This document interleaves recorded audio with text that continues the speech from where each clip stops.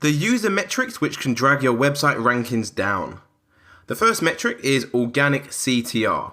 So organic click-through rate, also known as organic CTR, is a percentage of searchers that click on a search engine result. Organic CTR is largely based on ranking position, but is also influenced by a website title, description, and a URL. CTR is often an overlooked metric when it comes to SEO, as everyone seems to focus on rankings just these days. If you have a better CTR than a website above you, then it's a strong signal to Google that users think your website is a better fit for the search query. As a result, you may get a ranking boost and see yourself outranking that exact website.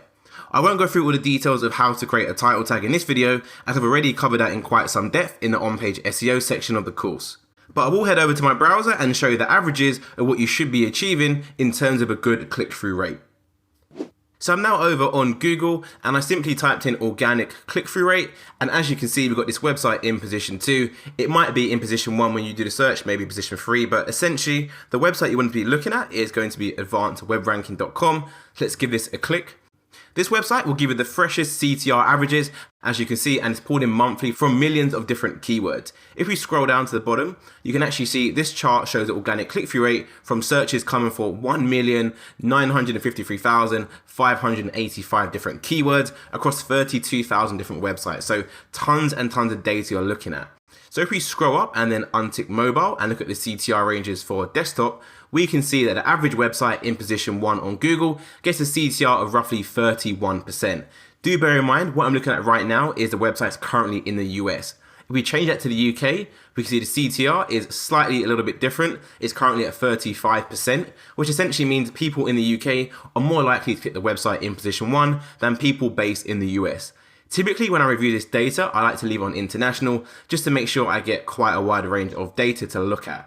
So as you can see, again, the average data for position 1 is a CTR of 33%. So all that means is if there was 100 people typing in a keyword a month, that would have a total search volume of 100 searches per month. And out of those 100 searches, the website in position 1 would get 33% of those clicks, which would be 33 people. The website in position 1 gets 16% of those clicks, which would be 16 people.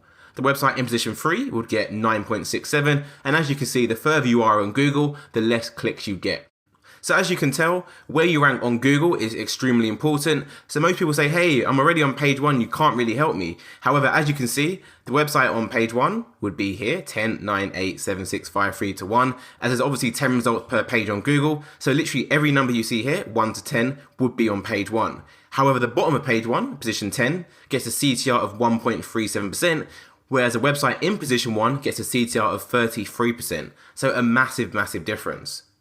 So if you are planning on starting your own SEO agency, for example, then you can still help the websites lower on page 1, such as position 5, 6, 7, 8 on onwards. They can still benefit a lot from going just 2 positions higher up in Google.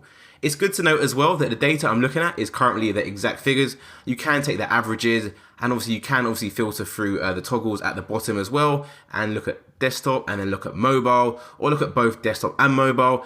And you can click the drop down menu at the top and look at the data for different ranges of different months. So for example, I can look at the data for July 2018 and just look at the CTR and see how different it was. And by the looks of it, it was a little bit higher in 41%, which is quite high to be fair. But essentially, this is an overview of advanced web ranking. It's a really good tool. So do use this to get some good averages on what CTR you're currently getting for your website.